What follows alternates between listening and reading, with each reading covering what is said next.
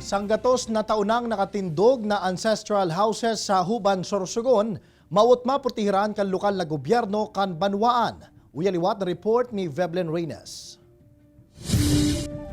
Sa puso kan banwaan nin Huban sa Sorsogon, agaw atensyon ng GAD ang mga naggagayo ng ancestral house na ini.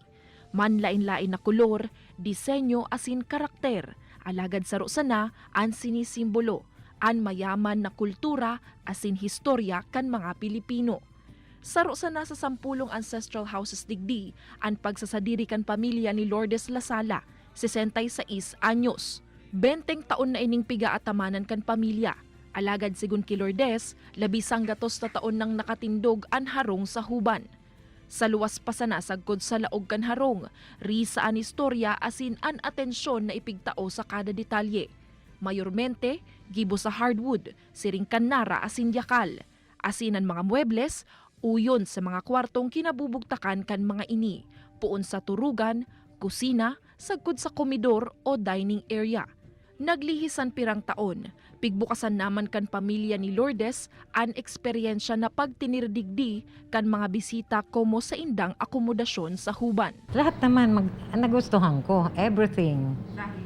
Dahil kahit na ikaw ay napakaraming pera, sabi ko hindi ka naman makakapagtayo ng ganitong bahay. Pigbibistuman kan Tourism Office kan Huban ang importansya kan mga suanoy na harong, bako sa nahuli sa naging agi-agi kan mga istruktura, kundi sa kontribusyon man kan mga ini sa turismo asin futuro kan banwaan.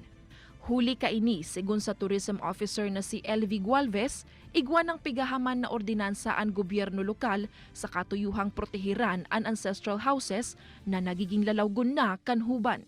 Meron pong ginawang local investment and incentive code na doon po nakapaloob yung pagpoprotekta sa mga old houses ng Huban. Yan po ay nasa